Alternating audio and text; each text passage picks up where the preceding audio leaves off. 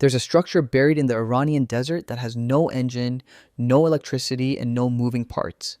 And it can still make ice appear out of thin air. It's over 2,000 years old. And the science behind it is stranger than you'd expect. You open your freezer without thinking. Ice cubes, cold water, frozen food, all instant, all effortless. But for almost the entirety of human history, cold was one of the hardest things on Earth to hold on to. Heat spreads, cold doesn't. Left alone, ice always loses. And yet, across deserts, mountains, and river valleys, ancient humans figured out how to beat that fight. Not with machines, with dirt, shape, and an understanding of physics they never wrote down in equations, but clearly understood in practice. Let's go back to the beginning. The earliest evidence of humans deliberately storing ice comes from Mesopotamia nearly 4,000 years ago. Archaeologists have found records of ice houses along the Euphrates River, pits dug deep into the earth, lined with insulating material, and packed with ice cut from nearby mountains during the winter. The logic was simple. Go where the cold already exists, capture it before it melts, and bury it deep enough that the surrounding earth does the rest. Soil is a remarkable insulator. A few feet underground, temperature barely changes across the seasons. That's why root cellars work, why wine is stored underground, and why an ice pit dug with the right depth and drainage could keep frozen water solid through the height of summer. The workers wouldn't have understood thermal conductivity as a formula, but they understood it as a craft, passed down and refined over generations. By the time you reach ancient Persia, roughly 2,400 years ago, this craft had turned into something closer to architecture. The structures were called yakhchāls, and some of them are still standing in Iran today. From the outside, a yakhchal looks almost like a beehive rising out of the desert, a tall dome made of a special mortar mixed with sand, clay, egg whites, and goat hair. That mixture, called saruj, was resistant to heat transfer and nearly waterproof. Inside, the structure descended deep underground into a storage chamber that could hold tons of ice through the hottest months of the year, in a region where summer temperatures regularly push past 100 degrees Fahrenheit. But here's the part that sounds almost impossible. Some yakhchals didn't just store ice, they made it. Next to many of these structures, engineers built long, shallow pools and tall shading walls positioned precisely to block the low afternoon sun while leaving the pool exposed to the clear night sky. On cold desert nights, even when the air temperature stayed just above freezing, the water in those pools would ice over, not because the air was cold enough on its own, but because of something called radiative cooling. The water was losing heat directly to the night sky itself, radiating warmth out into the vast cold of space faster than the surrounding air could replace it. Under the right conditions, that loss was enough to freeze water even when a thermometer would have told you it shouldn't be possible. The Persian engineers didn't know about radiative heat transfer as physics understands it now. But they knew that on a clear night, in a shielded pool, ice would form, so they built their infrastructure around a reaction they couldn't yet explain, and it worked so reliably that ice production and storage became a functioning industry, centuries before anyone had a word for thermodynamics. Here's the part that changes how you should think about all of this. This wasn't a lucky accident discovered once and copied. Yakhchal builders were engineering a phenomenon that wouldn't be formally explained by modern physics until the 20th century, when scientists finally mapped out exactly how objects radiate heat into open sky.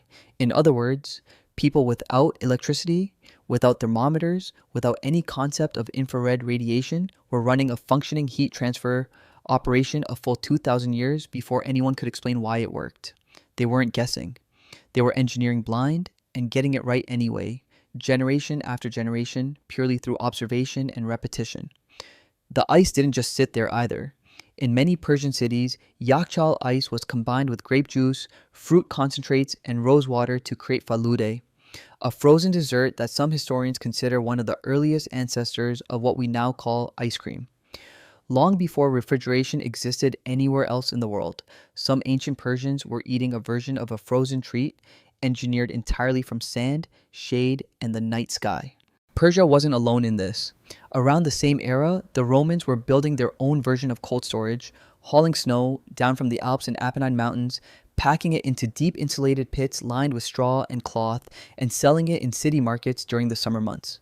It was expensive. It was, in many ways, a luxury good closer to a status symbol than a necessity. Wealthy Romans would pay heavily for a bowl of snow mixed with honey and fruit, a dessert some historians point to as one of the earliest relatives of the modern sorbet. Meanwhile, on the other side of the world, ancient Chinese texts from over 2,000 years ago describe ice houses used to preserve food and cool drinks for royalty, with specialized workers whose entire job was harvesting river ice in winter and managing its storage through the year. These positions were taken seriously enough to be documented in official records, complete with staffing levels and storage quotas, treated with the same bureaucratic weight as managing grain reserves.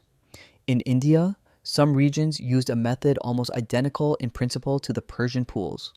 Shallow trays of water left out on winter nights, producing thin sheets of ice through the same radiative cooling effect, collected before sunrise and stored in insulated pits. What's remarkable is that none of these civilizations were in direct contact when many of these methods developed. Mesopotamia, Persia, Rome, China, parts of India, different continents, different cultures, different materials, but the same underlying discovery kept surfacing again and again. Cold sinks, insulation traps it, and the night sky, under the right conditions, can pull heat out of water faster than you'd think possible.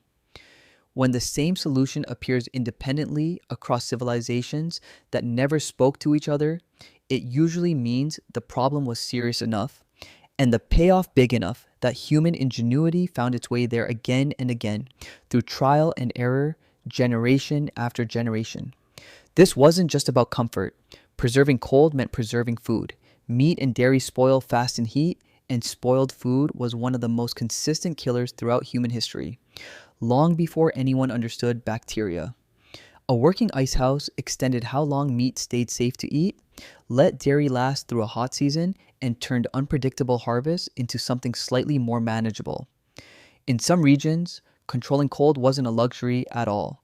It was survival infrastructure, built the same way irrigation systems or granaries were, quietly determining who made it through a difficult year and who didn't. And that's what makes the yakhchāl so striking when you really sit with it. It's not just a clever trick. It's a complete system, shaped like architecture, built from a precise material formula, oriented with intentional geometry toward the sky, engineered to exploit a physical principle nobody in that era had a name for. All to solve a problem that, today, is solved by pressing a button on a box in your kitchen. We tend to imagine ancient life as constant deprivation, as if people simply lacked things and endured it. But cold storage tells a different story. It shows people looking directly at an impossible problem, heat always wins, cold always fades, and refusing to accept that as the final answer. They didn't have electricity, refrigerant gas, or compressors, so they used geometry, shade, airflow, soil, and the empty cold of space itself, and they made it work well enough that some of their structures are still standing after 2,000 years. There's a structure buried in the Iranian desert that has no engine, no electricity, and no moving parts. It doesn't need any of those things. It was never missing them. It was built by people who looked up at a clear night sky, understood exactly what it could do for them, and turned an empty desert into something that could freeze water using nothing but the dark.